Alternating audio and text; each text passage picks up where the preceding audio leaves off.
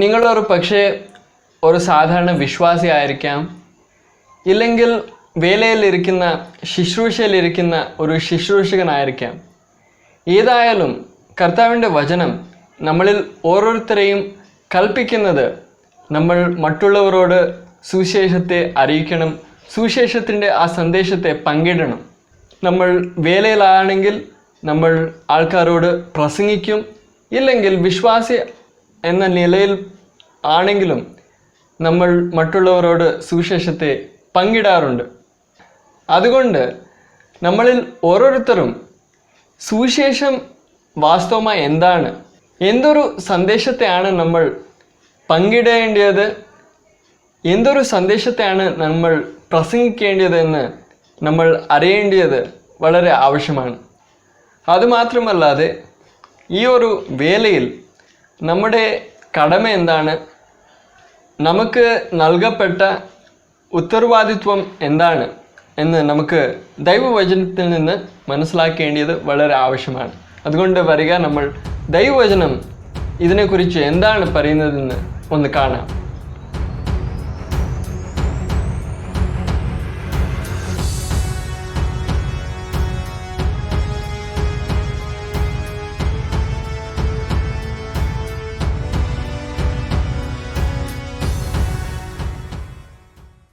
നമ്മുടെ ഈ കാലത്തിലെ സുവിശേഷീകരണത്തിനെ കുറിച്ച് നമ്മൾ ചിന്തിക്കുമ്പോൾ നമ്മുടെ സന്ദേശം എന്തായിരിക്കണം, അതുമാത്രമല്ലാതെ നമ്മുടെ കടമ, നമ്മുടെ വേല വാസ്തവമായി എന്താണെന്ന് മനസ്സിലാക്കുവാൻ നമ്മൾ ശ്രമിച്ച് ഇതിനെക്കുറിച്ച് ദൈവവചനം എന്താണ് പറയുന്നതെന്ന് കാണുവാൻ ശ്രമിക്കുമ്പോൾ നമ്മൾ ഓർക്കേണ്ട ഒരു വിഷയം, ഈ വേല തുടങ്ങിയത് അപ്പോസ്തലന്മാരാണ്. കർത്താവായ യേശു ക്രിസ്തുവിൻ്റെ ശിഷ്യന്മാരായ അപ്പോസ്തലന്മാർ ആദിമ നൂറ്റാണ്ടിൽ ഈ വേല തുടങ്ങിയതാണ്. അവർ കർത്താവിൽ നിന്ന് തന്നെ ആജ്ഞ അല്ലെങ്കിൽ കൽപ്പന പ്രാപിച്ച് ഈ വേല തുടങ്ങിയതാണ്. ആ കൽപ്പനയെ കുറിച്ച് നമ്മൾ മത്തായിയുടെ സുവിശേഷത്തിലും അതുമാത്രമല്ലാതെ 4 സുവിശേഷങ്ങളിലും അതുമാത്രമല്ലാതെ അപ്പോസ്തലന്മാരുടെ പ്രവൃത്തി അതിൻ്റെ 1-ാമത്തെ അധ്യായത്തിൽ നമുക്ക് കാണുവാൻ കഴിയുന്നതാണ്. ഈ കൽപ്പനയെ ഇംഗ്ലീഷിൽ ദ ഗ്രേറ്റ് കമ്മീഷൻ എന്ന് നമ്മൾ വിളിക്കുന്നുണ്ട്. എന്നാൽ മലയാളത്തിൽ അതിന് മഹാനിയോഗമെന്ന് എനിക്ക് തോന്നുന്നുണ്ട് അങ്ങനെ വിളിക്കുന്നു എന്ന്. ഈ നിയോഗത്തിനെ കുറിച്ച് നമ്മൾ മനസ്സിലാക്കേണ്ടത് ആവശ്യമാണ്. ഈ നിയോഗം പ്രാപിച്ചാണ് അപ്പോസ്തലന്മാർ ഈ വേലയെ തുടങ്ങിയത്, സുവിശേഷത്തെ ഘോഷിക്കാൻ അവർ തുടങ്ങിയത്.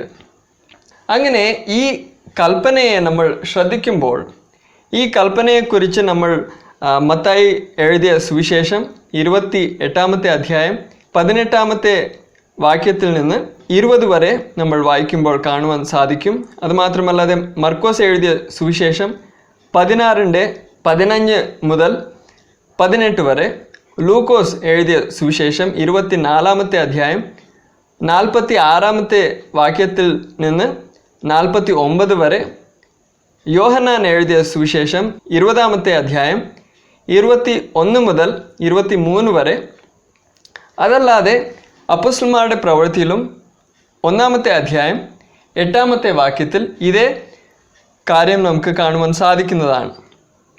ഇവിടെ കർത്താവ് യേശു ക്രിസ്തു തൻ്റെ ക്രൂശിന്മേൽ മരണത്തിൻ്റെ ശേഷം, താൻ അടുക്കപ്പെട്ട ശേഷം, താൻ മരിച്ചവരിൽ നിന്ന് ഉയർത്തെഴുന്നേറ്റ ശേഷം, തൻ്റെ സ്വർഗാരോഹണത്തിന് മുമ്പ് തൻ്റെ അപ്പോസ്തലന്മാരായ ശിഷ്യന്മാർക്ക് ഈ കൽപ്പന നൽകിയതാണ്. അവർ സകല ലോകത്തിലും പോയി സകല സൃഷ്ടിയോടും സുവിശേഷത്തെ അറിയിക്കുക എന്ന ഈ കൽപ്പന അവർക്ക് നൽകി. ഇങ്ങനെ സുവിശേഷത്തെ പ്രസംഗിച്ച് കർത്താവിന് വേണ്ടി ശിഷ്യന്മാർ ആക്കിക്കൊള്ളുവാൻ കർത്താവ് അവർക്ക് കൽപ്പിച്ചു. ഈ കൽപ്പനയെ അവർ മനസ്സിലാക്കി അവർ സ്വീകരിച്ച് കർത്താവിൻ്റെ സ്വർഗാരോഹണത്തിന് ശേഷം അവർ യെരുശലേമിൽ തന്നെ തങ്ങിയിരുന്ന് അവിടെ പ്രാർത്ഥിച്ചുകൊണ്ട് പരിശുദ്ധാത്മാവാൽ നിറയപ്പെടുവാൻ അവർ കാത്തിരുന്നു.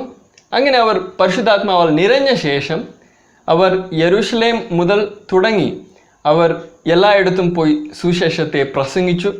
അങ്ങനെ അവരുടെ പ്രസംഗത്തിൻ മൂലം അനേകർ രക്ഷിക്കപ്പെടുവാൻ ഇടയായി. അങ്ങനെ രക്ഷിക്കപ്പെട്ട ആൾക്കാരുടെ കൂട്ടമാണ് സഭ. അങ്ങനെ പുതിയ നിയമത്തിൻ്റെ സഭ ഉദ്ഭവിച്ചതാണ്. ഇങ്ങനെ നമ്മൾ ഈ സുവിശേഷങ്ങളിലും അപ്പോസ്തലന്മാരുടെ പ്രവൃത്തിയുടെ ആദ്യത്തെ അധ്യായത്തിലും നമ്മൾ ഈ കൽപ്പനയെ നമ്മൾ കാണുമ്പോൾ അവർ ഈ കൽപ്പനയെ എങ്ങനെയാണ് മനസ്സിലാക്കിയത്, എങ്ങനെയാണ് ഇതിനെ അനുസരിച്ച് അവർ മുമ്പോട്ട് ചുവടുകൾ എടുത്ത് അവർ സുവിശേഷത്തെ ഘോഷിച്ചത്, ഈ വേലയെ അവർ നിവർത്തിച്ചത് എന്ന് നമ്മൾ അപ്പോസ്തലന്മാരുടെ പ്രവൃത്തിയുടെ പുസ്തകത്തിൽ നമുക്ക് കാണുവാൻ കഴിയുന്നു. അതുമാത്രമല്ലാതെ പുതിയ നിയമത്തിലുള്ള അപ്പോസ്തലനായ പൗലോസ് എഴുതിയ ലേഖനങ്ങളിലും നമുക്ക് ആ സുവിശേഷത്തിൽ അടങ്ങിയ ഉപദേശം എന്താണെന്ന് നമുക്ക് വായിച്ച് മനസ്സിലാക്കുവാൻ കഴിയുന്നതാണ്. എന്നാൽ കർത്താവായ യേശു ക്രിസ്തു ഈ നിയോഗം നൽകുന്നതിന് മുമ്പും തൻ്റെ മരണത്തിന് മുമ്പ് തൻ്റെ ശിഷ്യന്മാരായ അപ്പോസ്തലന്മാരെ സുവിശേഷത്തെ പ്രസംഗിക്കുവാൻ മുമ്പും അയച്ചിട്ടുണ്ട്. അതിനെക്കുറിച്ച് നമ്മൾ 3 സുവിശേഷങ്ങളിൽ വായിച്ച് മനസ്സിലാക്കുവാൻ കഴിയുന്നതാണ്. യോഹന്നാൻ എഴുതിയ സുവിശേഷത്തിൽ ഈ കാര്യം ഇല്ല. എന്നാൽ മത്തായി എഴുതിയ സുവിശേഷത്തിലും മർക്കോസ് എഴുതിയ സുവിശേഷത്തിലും ലൂക്കോസ് എഴുതിയ സുവിശേഷത്തിലും നമുക്ക് ഈ കാര്യത്തെ വായിച്ച് മനസ്സിലാക്കുവാൻ കഴിയുന്നതാണ്. മത്തായി എഴുതിയ സുവിശേഷത്തിലും മർക്കോസ് എഴുതിയ സുവിശേഷത്തിലും കർത്താവ് അയക്കുമ്പോൾ 12 പേരെ അയച്ചു എന്ന് നമുക്ക് വായിക്കുവാൻ കഴിയും. എന്നാൽ ലൂക്കോസ് എഴുതിയ സുവിശേഷത്തിൽ കർത്താവ് 70 പേരെ അയച്ചു എന്ന് നമുക്ക് വായിച്ച് മനസ്സിലാക്കുവാൻ കഴിയും. അവിടെ കർത്താവ് സുവിശേഷത്തെ പ്രസംഗിക്കുവാൻ അവരെ അയക്കുന്നു. അപ്പോൾ മത്തായി 10:1 മുതൽ 42, മർക്കോസ് എഴുതിയ സുവിശേഷം 6:7 മുതൽ 13, ലൂക്കോസ് 10:1 മുതൽ 16. ഈ വാക്യഭാഗങ്ങളിൽ നമുക്ക് ഈ ഒരു വ്യത്യസ്തമായ ഒരു നിയോഗത്തെ നമുക്ക് കാണുവാൻ കഴിയുന്നു. അപ്പോൾ നമ്മുടെ മുൻപിൽ 2 നിയോഗങ്ങൾ, 2 കൽപ്പനകൾ ഉള്ളതായി നമുക്ക് കാണുവാൻ കഴിയുന്നു. അപ്പോൾ ക്രൂശിൻ്റെ മുൻപ് ക്രൂശിന് ശേഷം ഉള്ള 2 കൽപ്പനകൾ. അപ്പോൾ ഈ 2 കൽപ്പനകളെയും നമ്മൾ ശ്രദ്ധിക്കുമ്പോൾ ഈ 2-ൽ ഏതാണ് നമ്മൾ എടുക്കേണ്ടത്, ഏതിനനുസരിച്ചാണ് നമ്മൾ വേല ചെയ്യേണ്ടത്, സുവിശേഷത്തെ അറിയിക്കേണ്ടത്? ഈ 2ഉം ഒന്നേ തന്നെയാണോ, 2ഉം വേറെ വേറെയാണോ എന്ന് മനസ്സിലാക്കേണ്ടത് ആവശ്യമാണ്. അതിനുവേണ്ടി നമ്മൾ ആദ്യമേ ഈ 2ഉം തമ്മിലുള്ള വ്യത്യാസങ്ങൾ എന്തൊക്കെയാണെന്ന് മനസ്സിലാക്കേണ്ടത് ആവശ്യമാണ്. അതിനുവേണ്ടി ആദ്യത്തെ കൽപ്പനയെ, നിയോഗത്തെ നമ്മൾ മത്തായി 10 എന്ന് വിളിക്കാം. രണ്ടാമത്തെ നിയോഗത്തെ മത്തായി 28 എന്ന് വിളിക്കാം. മത്തായി 10-നെ നമ്മൾ ശ്രദ്ധിക്കുമ്പോൾ അത് ക്രൂശിന്മേൽ കർത്താവ് മരിക്കുന്നതിന് മുൻപാണ്. ക്രൂശിൻ്റെ ബലിയുടെ മുൻപ്, പുനരുത്ഥാനത്തിൻ്റെ മുൻപാണ്. എന്നാൽ മത്തായി 28 ക്രൂശും പുനരുത്ഥാനത്തിന് ശേഷമാണ് ഈ നിയോഗം വരുന്നത്. രണ്ടാമത്തേതായി മത്തായി 10-ൽ കർത്താവ് തൻ്റെ ശിഷ്യന്മാരെ അയക്കുമ്പോൾ യഹൂദന്മാരുടെ അടുക്കൽ മാത്രമാണ് അയക്കുന്നത്.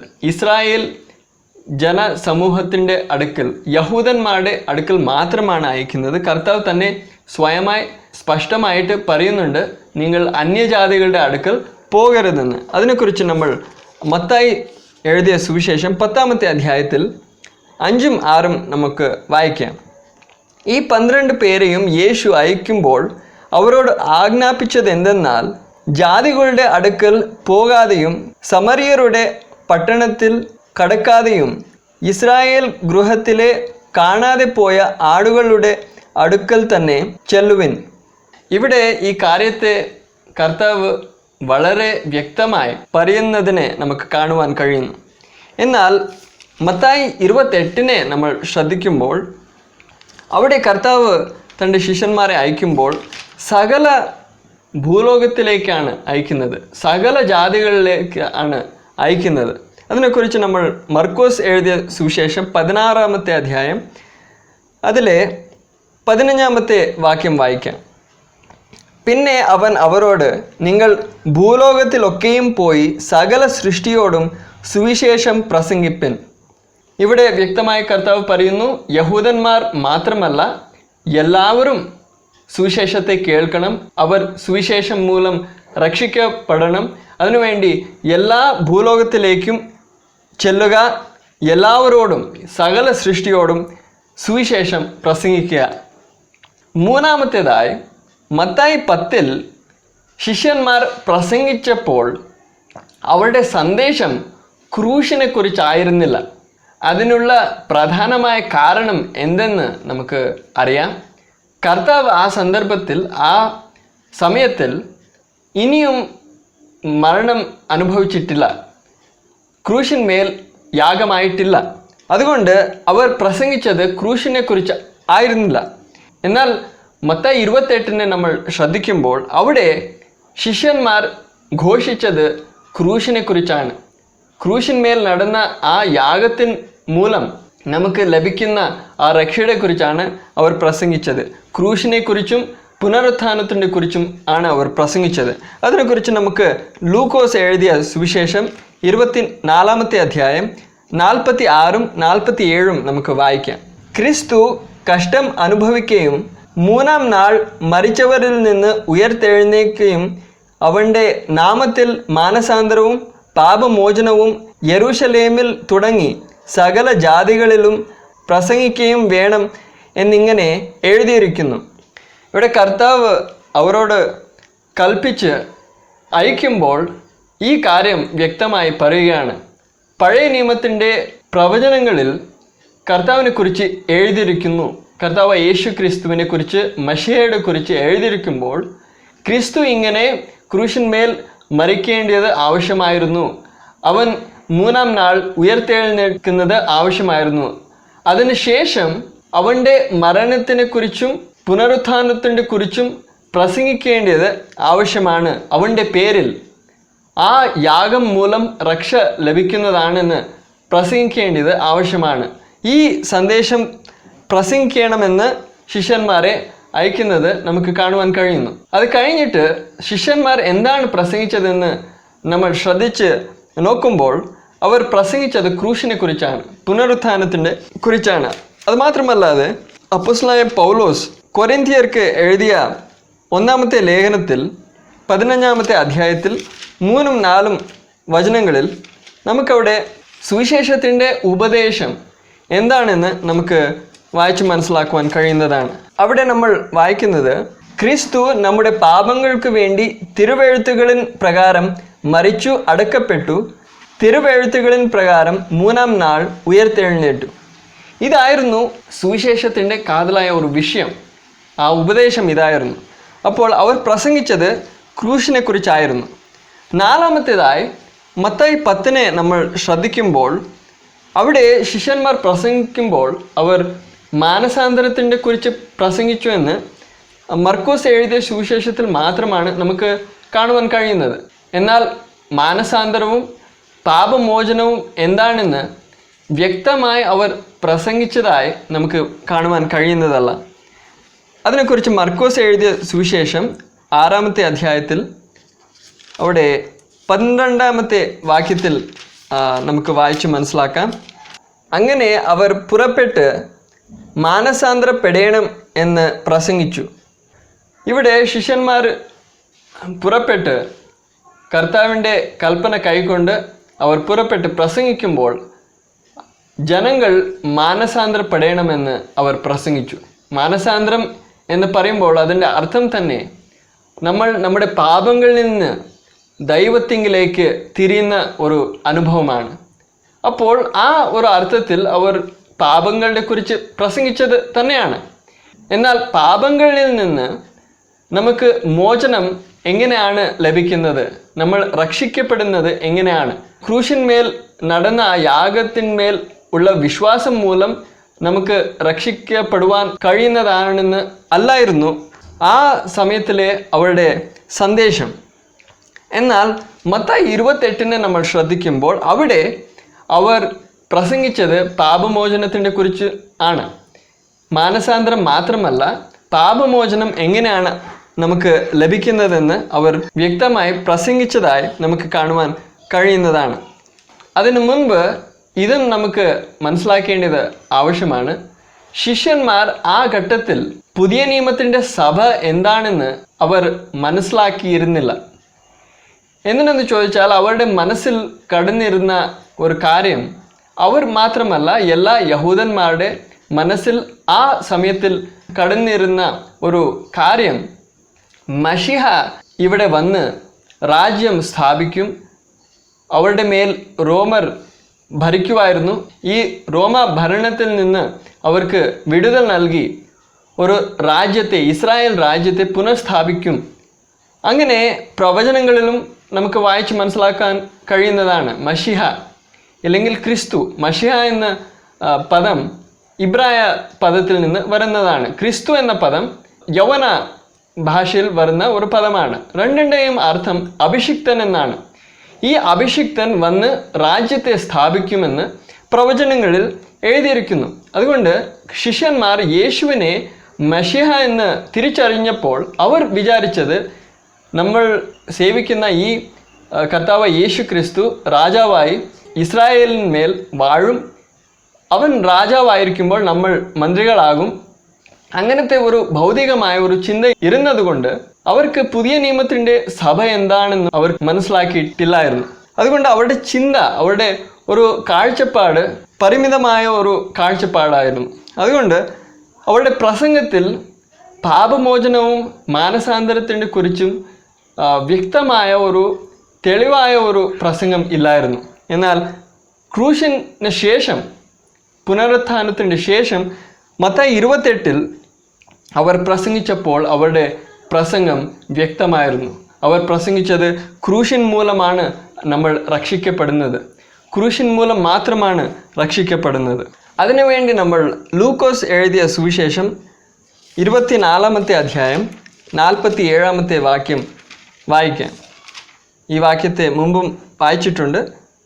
അവൻ്റെ നാമത്തിൽ മാനസാന്തരവും പാപമോചനവും യെരൂശലേമിൽ തുടങ്ങി സകല ജാതികളിലും പ്രസംഗിക്കുകയും വേണം എന്നിങ്ങനെ എഴുതിയിരിക്കുന്നു. അപ്പോൾ പാപമോചനവും മാനസാന്തരവും അവൻ്റെ നാമത്തിൽ പ്രസംഗിക്കപ്പെടും. അവൻ്റെ യാഗം മൂലം മാത്രമാണ് നമുക്ക് രക്ഷിക്കപ്പെടുവാൻ കഴിയുന്നത്.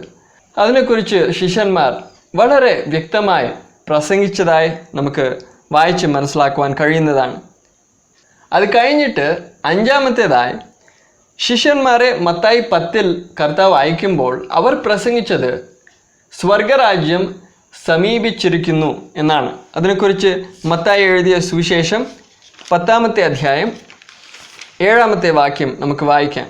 നിങ്ങൾ പോകുമ്പോൾ സ്വർഗരാജ്യം സമീപിച്ചിരിക്കുന്നു എന്ന് ഘോഷിപ്പിൻ. അപ്പോൾ അവർ അതാണ് പ്രസംഗിച്ചത്, സ്വർഗരാജ്യം വന്നു എന്നല്ല, സമീപിച്ചിരിക്കുന്നു. എന്നാൽ മത്തായി 28 നമ്മൾ ശ്രദ്ധിക്കുമ്പോൾ അവിടെ ശിഷ്യന്മാർ അങ്ങനെ പ്രസംഗിച്ചതായി നമുക്ക് കാണുവാൻ കഴിയുന്നതല്ല. അവർ സ്വർഗരാജ്യം സമീപിച്ചിരിക്കുന്നു എന്നല്ല അവർ പ്രസംഗിച്ചത്, അവർ സ്വർഗരാജ്യത്തിൻ്റെ കുറിച്ചാണ് പ്രസംഗിച്ചതെന്ന് അപ്പോസ്തലനായ പൗലോസിൻ്റെ വേലയെ നമ്മൾ ശ്രദ്ധിക്കുമ്പോൾ കാണുവാൻ കഴിയുന്നതാണ്. എന്നാൽ സ്വർഗരാജ്യം എന്താണെന്ന് നമുക്ക് റോമാലേഖനം 14-ാമത്തെ അധ്യായം 17-ാമത്തെ വാക്യത്തിൽ വായിക്കുവാൻ കഴിയുന്നതാണ്. അവിടെ നമ്മൾ വായിക്കുന്നത്, ദൈവരാജ്യം ഭക്ഷണവും പാനീയവുമല്ല, നീതിയും സമാധാനവും പരിശുദ്ധാത്മാവിൽ സന്തോഷവും അത്രേ. അപ്പോൾ ദൈവരാജ്യം നീതിയും സമാധാനവും പരിശുദ്ധാത്മാവിൽ സന്തോഷമാണ്. ഈ ഒരു അനുഭവം എപ്പോഴാണ് തുടങ്ങിയത്? ഈ ഒരു അനുഭവം സഭയിലുണ്ട്, പുതിയ നിയമത്തിൻ്റെ സഭയിലുണ്ട്. അത് എപ്പോഴാണ് തുടങ്ങിയത്? അത് പൂർണ്ണമായി തുടങ്ങിയത് പെന്തക്കോസ്തിൻ്റെ ദിനത്തിലാണ്. പെന്തക്കോസ്ത് ദിനത്തിൽ ശിഷ്യന്മാർ കൂടിയിരുന്ന ആ സമയത്തിൽ പരിശുദ്ധാത്മാവ് ശക്തമായി അവരുടെ മേൽ ഇറങ്ങി വരികയും അവർ പരിശുദ്ധാത്മാവാൽ നിറയപ്പെടുവാൻ ഇടയായി. അങ്ങനെ അവർ പരിശുദ്ധാത്മാവിൽ നിറഞ്ഞ ശേഷം അവർ സുവിശേഷത്തെ ഘോഷിപ്പാൻ തുടങ്ങി. അങ്ങനെ സഭയെ നമ്മൾ ഉദ്ഭവിക്കുന്നതായി നമുക്ക് കാണുവാൻ കഴിയുന്നു. അങ്ങനെ നമ്മൾ ശ്രദ്ധിച്ച് മനസ്സിലാക്കുമ്പോൾ നമുക്ക് മനസ്സിലാകുന്ന ഒരു കാര്യം, സ്വർഗരാജ്യം പ്രാരംഭിച്ചത് പെന്തക്കോസ്ത് ദിനത്തിലാണ്. പരിശുദ്ധാത്മാവ് ഇറങ്ങി വരുന്ന ആ സമയത്തിലാണ് സഭ ഉദ്ഭവിച്ചത്. ഈ സ്വർഗരാജ്യത്തിൻ്റെ കുറിച്ച് തന്നെയാണ് ശിഷ്യന്മാർ മത്തായി 10 സമീപിച്ചിരിക്കുന്നു എന്ന് അവർ പ്രസംഗിച്ചത്. 1000 ആണ്ടിൽ കർത്താവ് ഈ ഭൂമിയിൽ ഒരു ആക്ഷരികമായ ഒരു ഭരണം നടത്തും, അതിന് യാതൊരു സംശയവുമില്ല. എന്നാൽ മത്തായി 10 അവർ പ്രസംഗിച്ചപ്പോൾ കർത്താവിൻ്റെ രാജ്യം, ദൈവരാജ്യം, സ്വർഗരാജ്യം സമീപിച്ചിരിക്കുന്നു എന്ന് പ്രസംഗിച്ചപ്പോൾ അവർ ഉദ്ദേശിച്ചത് ഈ ആത്മീയമായ രാജ്യമാണ്, ആക്ഷരികമായ 1000 ആണ്ട് വാഴ്ചയെക്കുറിച്ചല്ല. അപ്പോൾ ആ രാജ്യം സമീപിച്ചിരുന്നു. മത്തായി 28 ശേഷം പെന്തക്കോസ്ത് ദിവസത്തിൽ പരിശുദ്ധാത്മാവ് പൂർണ്ണ ബലത്തോട് ഇറങ്ങി വന്നു. അതിന് മൂലമായി അങ്ങനെ സ്വർഗരാജ്യം പ്രാരംഭിച്ചു. അതിനുശേഷം 6ാമത്തേതായി മത്തായി 10 കർത്താവ് അവരോട് കൽപ്പിക്കുമ്പോൾ ഈ അത്ഭുതങ്ങൾ നിങ്ങൾ പ്രവർത്തിക്കണമെന്ന് വ്യക്തമായി കൽപ്പിക്കുന്നതായി നമുക്ക് കാണുവാൻ കഴിയുന്നു. മത്തായി 10 8ാമത്തെ വാക്യം നമുക്ക് വായിക്കാം. അവിടെ കർത്താവ് പറയുന്നത്, രോഗികളെ സൗഖ്യമാക്കുവിൻ, മരിച്ചവരെ ഉയർപ്പിപ്പിൻ, കുഷ്ഠരോഗികളെ ശുദ്ധമാക്കുവിൻ, ഭൂതങ്ങളെ പുറത്താക്കുവിൻ, സൗജന്യമായി നിങ്ങൾക്ക് ലഭിച്ചു, സൗജന്യമായി കൊടുപ്പിൻ. അപ്പോൾ ഇവിടെ വ്യക്തമായി ഈ അത്ഭുതങ്ങളെ പ്രവർത്തിക്കാൻ കർത്താവ് കൽപ്പിക്കുന്നതായി നമുക്ക് കാണുവാൻ കഴിയുന്നതാണ്. ഒരു വേല പോലെ അവർക്ക് ഏൽപ്പിക്കുന്നു, ഈ വേല നിങ്ങൾ ചെയ്യണം, ഈ അത്ഭുതങ്ങൾ നിങ്ങൾ പ്രവർത്തിക്കണം. എന്നാൽ അത്ഭുതങ്ങളെക്കുറിച്ച് നമ്മൾ ശ്രദ്ധിക്കുമ്പോൾ മത്തായി 28 അങ്ങനെ കർത്താവ് ഒരു വേലയായി അവർക്ക് ഏൽപ്പിക്കുന്നതായി നമുക്ക് കാണുവാൻ കഴിയുന്നതല്ല. അതിന് മറിച്ച് കർത്താവ് പറയുന്നത്, നിങ്ങൾ സുവിശേഷം പ്രസംഗിക്കുമ്പോൾ ആ സന്ദേശത്തെ വിശ്വസിക്കുന്ന ആൾക്കാരുടെ മൂലം ചില അത്ഭുതങ്ങൾ നടക്കുമെന്നാണ്. അതുമാത്രമല്ല, അവർ പ്രസംഗിക്കുന്ന ആ സന്ദർഭങ്ങളിൽ കർത്താവ് അവരുടെ മൂലം പ്രവർത്തിച്ചും അവർക്ക് സഹായം ചെയ്തും കൊണ്ട് അവർ പ്രസംഗിച്ച ആ സന്ദേശം വാസ്തവമായി സത്യമാണ്, ദൈവികമാണെന്ന് ഉറപ്പിക്കേണ്ടതിന് കർത്താവ് അത്ഭുതങ്ങൾ, അടയാളങ്ങൾ നടത്തിയെന്ന് കർത്താവിൻ്റെ വചനത്തിൽ നമുക്ക് വായിച്ച് മനസ്സിലാക്കുവാൻ കഴിയുന്നതാണ്. അതിനെക്കുറിച്ച് നമുക്ക് മർക്കോസ് എഴുതിയ സുവിശേഷം 16ാമത്തെ അധ്യായം 20ാമത്തെ വാക്യം നമുക്ക് വായിക്കാം. അവർ പുറപ്പെട്ട് എല്ലായിടത്തും പ്രസംഗിച്ചു, കർത്താവ് അവരോട് കൂടെ പ്രവർത്തിച്ചും അവരാൽ നടന്ന അടയാളങ്ങളാൽ വചനത്തെ ഉറപ്പിച്ചും പോന്നു. അങ്ങനെ കർത്താവ് അവർ പ്രസംഗിക്കുമ്പോൾ അവർ പ്രസംഗിച്ച ആ ഉപദേശത്തെ, ആ സന്ദേശത്തെ ഉറപ്പിക്കുവാൻ അടയാളങ്ങൾ പ്രവർത്തിച്ചു. എന്നാൽ ഈ അടയാളങ്ങൾ നിങ്ങൾ പ്രവർത്തിക്കണമെന്ന് കൽപ്പിക്കുന്നതായി നമുക്ക് വായിച്ച് മനസ്സിലാക്കുവാൻ കഴിയുന്നതല്ല. അതുമാത്രമല്ല, ഇതേ അധ്യായത്തിൽ മർക്കോസ് 16 17 18 നമ്മൾ വായിക്കുമ്പോൾ അവിടെ നമുക്ക് വായിക്കുവാൻ കഴിയുന്നത്, വിശ്വസിക്കുന്നവരാൽ ഈ അടയാളങ്ങൾ നടക്കും, സുവിശേഷത്തെ വിശ്വസിക്കുന്നവരാൽ ഈ അടയാളങ്ങൾ നടക്കും. എൻ്റെ നാമത്തിൽ അവർ ഭൂതങ്ങൾ പുറത്താക്കും, പുതുഭാഷകളിൽ സംസാരിക്കും, സർപ്പങ്ങളെ പിടിച്ചെടുക്കും, മരണകരമായ യാതൊന്നു കുടിച്ചാലും അവർക്ക് ഹാനി വരികയില്ല, രോഗികളുടെ മേൽ കൈവച്ചാൽ അവർക്ക് സൗഖ്യം വരും എന്ന് പറഞ്ഞു. അപ്പോൾ പ്രസംഗിക്കുന്ന പ്രാസംഗികർ മൂലം മാത്രമല്ല, വിശ്വസിക്കുന്ന വിശ്വാസികൾ മൂലം കൂടി ഈ അത്ഭുതങ്ങൾ നടക്കുമെന്ന് കർത്താവ് പറഞ്ഞതായി നമുക്ക് കാണുവാൻ കഴിയുന്നു.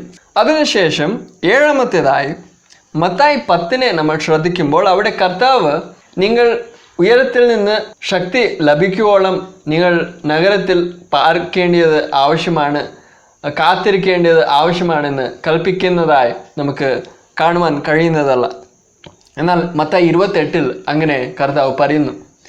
മത്തായി 10 ശിഷ്യന്മാർ പോയി അത്ഭുതങ്ങൾ പ്രവർത്തിച്ചു, പല അത്ഭുതങ്ങൾ പ്രവർത്തിച്ചിട്ടുണ്ട്. എന്നാൽ അതിനുവേണ്ടി പരിശുദ്ധാത്മാവാൽ നിറയപ്പെടുവാൻ ആവശ്യമായിരുന്നില്ല.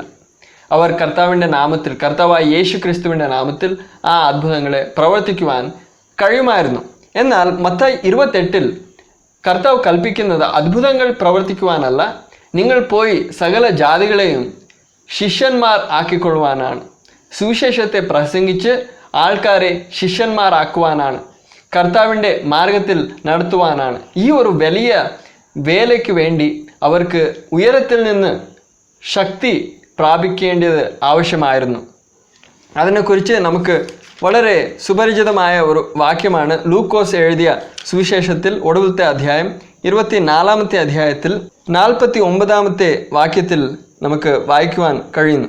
എൻ്റെ പിതാവ് വാഗ്ദത്തം ചെയ്തതിന് ഞാൻ നിങ്ങളുടെ മേൽ അയക്കും. നിങ്ങളോ ഉയരത്തിൽ നിന്ന് ശക്തി ധരിക്കുവോളം നഗരത്തിൽ പാർപ്പിൻ എന്നും അവരോട് പറഞ്ഞു. ഇവിടെ കർത്താവ് വ്യക്തമായി പറയുകയാണ്, ഈ വേലയ്ക്ക് വേണ്ടി നിങ്ങൾക്ക് ഉയരത്തിൽ നിന്ന് ശക്തി ധരിക്കേണ്ടത് ആവശ്യമാണ്. അതുകൊണ്ട് ഉയരത്തിൽ നിന്ന് ശക്തി ധരിക്കും വരെ ഈ നഗരത്തെ വിട്ട് പോകരുത്, കാത്തിരിക്കുക.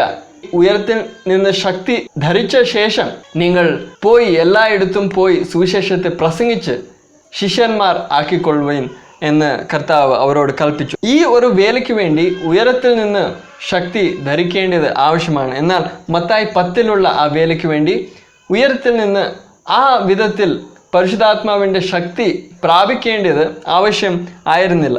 ഒടുവിലായി നമുക്ക് ഈ വ്യത്യാസങ്ങൾ കാണുമ്പോൾ നമുക്ക് മനസ്സിലാക്കുവാൻ കഴിയുന്നത്, മത്തായി 10 മത്തായി 28 വേണ്ടി ഒരു തയ്യാറെടുപ്പായിരുന്നു. ശിഷ്യന്മാരെ തയ്യാറാക്കുമായിരുന്നു. അത് മാത്രമല്ലാതെ ജനത്തെയും തയ്യാറാക്കുമായിരുന്നു. ശിഷ്യന്മാരുടെ കുറിച്ച് നമുക്ക് മനസ്സിലാക്കുവാൻ കഴിഞ്ഞല്ലോ. അവർ ചിന്തിച്ചത് ഭൗതികമായ അക്ഷരികമായ ഒരു രാജ്യത്തെ മശിഹ വന്ന് സ്ഥാപിക്കുമെന്നാണ്. കർത്താവായ യേശു ക്രിസ്തു അങ്ങനെ ഒരു രാജ്യം സ്ഥാപിക്കുമ്പോൾ അവരും കർത്താവോട് കൂടെ കർത്താവിൻ്റെ ചുറ്റും ഇരുന്ന് മന്ത്രികളായി സ്ഥാനം കിട്ടും എന്നാണ് അവർ ചിന്തിച്ചത്.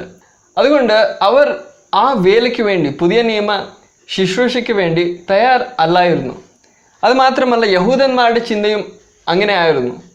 എന്നാൽ നമുക്ക് വായിച്ച് മനസ്സിലാക്കുവാൻ കഴിയുന്നത്, മത്തായി 28 നമുക്ക് കാണുവാൻ കഴിയുന്ന ആ നിയോഗത്തിന് വേണ്ടി ഈ ശിഷ്യന്മാരെ, അപ്പോസ്തലന്മാരെ കർത്താവ് തയ്യാറാക്കുമായിരുന്നു. അവരെ മാത്രമല്ല, ജനത്തെയും തയ്യാറാക്കുമായിരുന്നു. മത്തായി 10 അവർ പോയത് യഹൂദന്മാരുടെ അടുക്കലാണ്. മത്തായി 28 അവർ ആദ്യകാലങ്ങളിൽ തുടങ്ങിയപ്പോൾ അവർ യഹൂദന്മാരുടെ അടുക്കൽ മാത്രമാണ് അവർ സുവിശേഷത്തെ പ്രസംഗിച്ചത്. അതുകൊണ്ട് മത്തായി 28 ശേഷം അവർ യാരോട് പ്രസംഗിച്ചോ ആ യഹൂദന്മാർ ഇവരിൽ നിന്ന് മുമ്പും പ്രസംഗങ്ങൾ കേട്ടതാണ്, അത്ഭുതങ്ങൾ കണ്ടതാണ്. പത്രോസും യോഹന്നാനും ഈ ശിഷ്യന്മാർ അത്ഭുതങ്ങൾ പ്രവർത്തിച്ചതായി അവർ മുമ്പും കണ്ടിട്ടുള്ളതാണ്. അതുകൊണ്ട് അവരെയും ഒടുവിലത്തെ ഫൈനൽ മെസ്സേജിനെ, ഒരു ഒടുവിലത്തെ സന്ദേശത്തെ കേൾക്കാനായി കർത്താവ് ആ ജനത്തെയും ഒരുക്കുമായിരുന്നു. അപ്പോൾ പ്രാസംഗികരെ ഒരുക്കുക, ജനത്തെയും കർത്താവ് ഒരുക്കുമായിരുന്നു. അതിനുവേണ്ടിയാണ് മത്തായി 10 ഉള്ളത്. എന്നാൽ മത്തായി 28 അത് ആക്ച്വൽ വർക്കാണ്, അത് യഥാർത്ഥമായ വേലയാണ്. അവിടെ യഥാർത്ഥമായ സന്ദേശമാണ്, ഒടുവിലത്തെ സന്ദേശമാണ്, പ്രാസംഗികരുടെ യഥാർത്ഥമായ ഉത്തരവാദിത്വമാണ്, ദൗത്യമാണ്.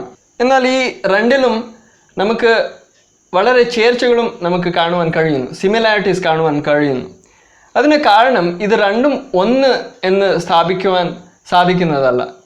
അതിന് മറിച്ച് ഈ സിമിലാരിറ്റീസ് നമുക്ക് കാണുവാൻ കഴിയുന്നത് രണ്ടിലും മാനസാന്തരത്തിൻ്റെ കുറിച്ചുണ്ട്, അത്ഭുതങ്ങളുണ്ട്, പല കാര്യങ്ങൾ അങ്ങനെ ചേർച്ചയുള്ളതായി നമുക്ക് കാണുവാൻ കഴിയുന്നു.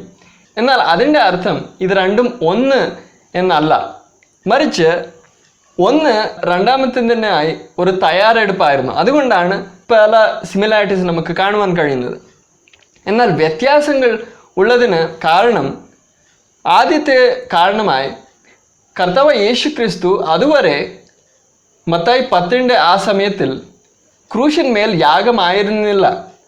കർത്താവ് രക്ഷയുടെ ആ പ്രവൃത്തി, രക്ഷാപ്രവൃത്തിയെ നിർവഹിച്ചതായി നമുക്ക് കാണുവാൻ കഴിയുന്നതല്ല. അതുകൊണ്ട് ആ പ്രവൃത്തി പൂർത്തിയാക്കിയ ശേഷമാണ് യഥാർത്ഥമായ ഒരു വേല, യഥാർത്ഥമായ സുവിശേഷം പ്രസംഗിക്കേണ്ടത് ആവശ്യമായിരുന്നത്.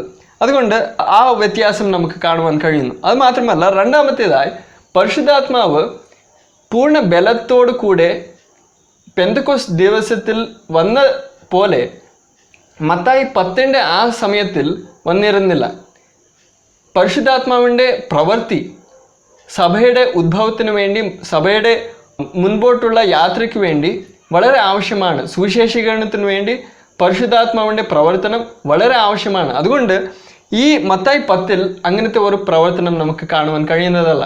പരിശുദ്ധാത്മാവിൻ്റെ പ്രവർത്തനം ആ ഘട്ടത്തിൽ, ആ ഒരു വിധത്തിൽ, തികഞ്ഞ ഒരു വിധത്തിൽ എത്തിയതായി നമുക്ക് കാണുവാൻ കഴിയുന്നതല്ല.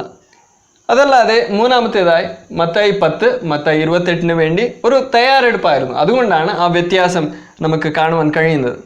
എന്നാൽ മത്തായി 28 ശേഷം ക്രൂശിന്മേൽ കർത്താവായ യേശു ക്രിസ്തു മരിച്ച് അടക്കപ്പെട്ട് മൂന്നാം നാൾ ഉയർത്തെഴുന്നേറ്റ ശേഷം അവർ ഈ കൽപ്പന അവർ പ്രാപിച്ചു, മഹാനിയോഗത്തെ അവർ പ്രാപിച്ച് കർത്താവിൻ്റെ ഉയർത്തെഴുന്നേറ്റ ശേഷം കർത്താവിൻ്റെ സ്വർഗാരോഹണത്തിന് ശേഷം അവർ യെരുശലേമിൽ തങ്ങിയിരുന്നു. അവിടെ പ്രാർത്ഥിച്ചു കാത്തിരുന്നു. പരിശുദ്ധാത്മാവാൽ നിറയപ്പെടുവാൻ അവർ കാത്തിരുന്നു. അങ്ങനെ അവർ പരിശുദ്ധാത്മാവാൽ പെന്തക്കോസ്ത് ദിവസത്തിൽ നിറഞ്ഞ ശേഷം അവർ പുറപ്പെട്ട് എല്ലായിടത്തും പോയി സുവിശേഷത്തെ പ്രസംഗിച്ചു. അങ്ങനെ അവർ തുടങ്ങിയ വേല, അവർ ഈ ഭൂലോകത്തിൽ അവരുടെ യാത്ര തീർന്ന ശേഷം അവർ മരിച്ചു. അങ്ങനെ യാത്ര തീർന്ന ശേഷം അടുത്തൊരു തലമുറ ആ വേലയെ കണ്ടിന്യൂ ചെയ്തു, അതിനെ മുൻപോട്ട് കൊണ്ടുപോയി. അങ്ങനെ നമ്മളും ആ വേലയെ തന്നെ കണ്ടിന്യൂ ചെയ്യുകയാണ്, മുൻപോട്ട് കൊണ്ടുപോവുകയാണ്. അതുകൊണ്ട് നമ്മൾ മത്തായി 10 മടങ്ങി പോകാൻ പാടില്ല. എന്തുകൊണ്ട് ചോദിച്ചാൽ അവരും അപ്പോസ്തലന്മാരായ ശിഷ്യന്മാരും മത്തായി 28 ശേഷം അവർ ഒരിക്കലും മത്തായി 10 അനുഭവത്തിലേക്ക് അവർ മടങ്ങി പോയില്ല. അതുകൊണ്ട് നമ്മളും ആ ഒരു അനുഭവത്തിലേക്ക് പോകാതിരിക്കുന്നതാ കർത്താവ് ആഗ്രഹിക്കുന്നത്. എന്തിനെന്ന് ചോദിച്ചാൽ അതൊരു തയ്യാറെടുപ്പായിരുന്നു. മത്തായി 10 നിന്ന് നമുക്ക് ഉപയോഗമുള്ള പ്രയോജനമുള്ള ഒന്നുമില്ല എന്നല്ല നമ്മൾ പറയുന്നത്. എന്നാൽ അതിനെ വെച്ചിട്ടല്ല നമ്മൾ സുവിശേഷീകരണം നടത്തേണ്ടത്. നമ്മൾ മത്തായി 28 അനുസാരമാണ് നമ്മൾ സുവിശേഷീകരണം നടത്തേണ്ടത്. അതുകൊണ്ട് നമ്മുടെ വേല എന്ന് പറയുന്നത് രോഗികളെ സൗഖ്യമാക്കുന്നതും മരിച്ചവരെ ഉയർത്തെഴുന്നേൽപ്പിക്കുന്നതോ കുഷ്ഠരോഗികളെ സൗഖ്യമാക്കുന്നതോ ഭൂതങ്ങളെ പുറത്താക്കുന്നതോ അല്ല. നമ്മുടെ വേല എന്ന് പറയുന്നത് സുവിശേഷത്തെ പ്രസംഗിക്കുക, ശിഷ്യന്മാരെ ആക്കുക. അതാണ് നമുക്ക് നൽകപ്പെട്ട, നമുക്ക് ഏൽപ്പിക്കപ്പെട്ട ആ വേല. അതുകൊണ്ട് നമ്മൾ പുറപ്പെട്ട് ക്രിസ്തുവിൻ മൂലമുള്ള രക്ഷയെ കുറിച്ച് നമ്മൾ പ്രസംഗിക്കുന്നു, മാനസാന്തരത്തിനെ കുറിച്ച് പ്രസംഗിക്കുന്നു, ക്രൂശിന്റെ യാഗത്തിനെ കുറിച്ച് പ്രസംഗിക്കുന്നു, പുനരുത്ഥാനത്തിനെ കുറിച്ച് പ്രസംഗിക്കുന്നു. കർത്താവായ യേശു ക്രിസ്തു മാത്രമാണ് വഴി, എല്ലാവരും പാപികളാണ്, അവർക്ക് രക്ഷ ആവശ്യമാണ്, അവരുടെ രക്ഷയ്ക്ക് വേണ്ടി ഒരേ മാർഗമുള്ളൂ, അത് കർത്താവായ യേശു ക്രിസ്തുവിന്റെ ക്രൂശിൽ നടന്ന ആ പരമ യാഗം മാത്രമാണ് എന്ന് നമ്മൾ പ്രസംഗിക്കുന്നു. അപ്പോൾ നമ്മുടെ വേല അത്ഭുതങ്ങൾ നടത്തുന്നതല്ല. കർത്താവും വന്നത് അത്ഭുതങ്ങളെ നടത്താനല്ല. കർത്താവ് പല അത്ഭുതങ്ങളെയും നടത്തിയിട്ടുണ്ട്. എന്നാൽ താൻ വന്ന ഉദ്ദേശം അത്ഭുതങ്ങൾ നടത്തുക എന്നായിരുന്നില്ല. അവൻ വന്ന ഉദ്ദേശം, പ്രധാനമായ ഉദ്ദേശം എന്താണെന്ന് നമുക്കൊരു സുപരിചിതമായ ഒരു വാക്യത്തിൽ വായിച്ച് മനസ്സിലാക്കുവാൻ കഴിയുന്നതാണ്. മത്തായി എഴുതിയ സുവിശേഷം 1-ാമത്തെ അധ്യായം 21-ാമത്തെ വാക്യം.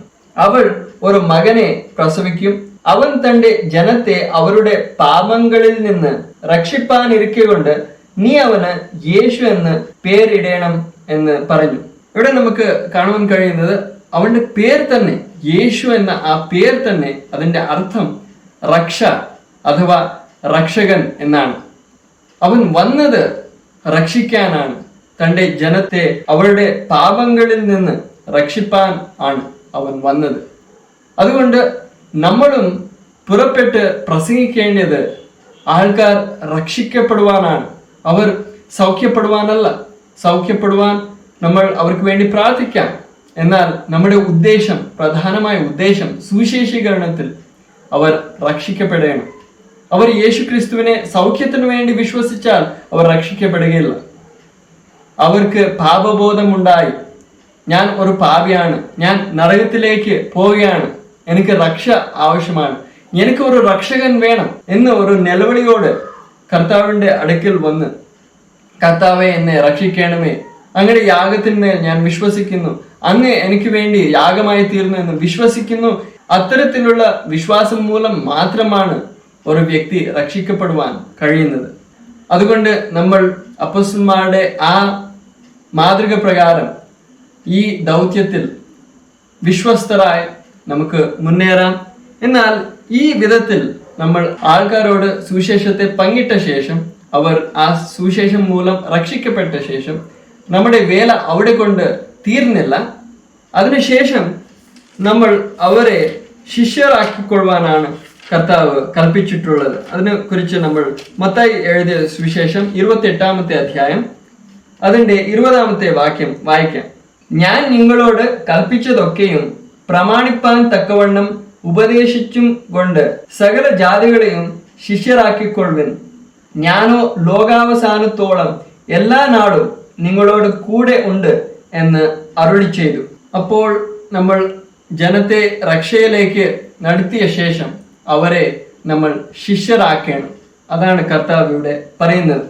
ഞാൻ നിങ്ങളോട് കൽപ്പിച്ചതൊക്കെയും പ്രമാണിപ്പാൻ തക്കവണ്ണം അവരെ ഉപദേശിക്കുക. സകല ജാതികളെയും അങ്ങനെ ചെയ്തുകൊണ്ട് സകല ജാതികളെയും ശിഷ്യരാക്കിക്കൊള്ളും. അങ്ങനെ ശിഷ്യത്വത്തിലേക്ക് അവരെ നയിക്കുക. അതിനുവേണ്ടി അവരെ വചനത്തെ പഠിപ്പിക്കുക, വചനത്തിൻ്റെ ഉപദേശത്തെ പഠിപ്പിക്കുക, അവരെ ക്രിസ്തുവിൻ്റെ ആ തികവിലേക്ക് അവരെ വളർത്തുക. അവർ ക്രിസ്തുവിൻ്റെ ആ സ്വഭാവത്തിന് അനുരൂപരാകണം. ക്രിസ്തുവിനെ പോലെ അവർ ആയിത്തീരണം. അതിനുവേണ്ടി നമ്മൾ വചനത്തെ അവർക്ക് ഉപദേശിച്ചു തരുക. അതും നമ്മുടെ വേലയാണ്. അങ്ങനെ നമ്മൾ ഈ വേലയിൽ കർത്താവിൻ്റെ മുൻപിൽ വചനത്തിൻ്റെ മാതൃക പ്രകാരം ഈ വേലയെ മുന്നോട്ട് നയിച്ചും കൊണ്ട് വിശ്വസ്തരായി ഈ വേലയിൽ മുന്നേറാൻ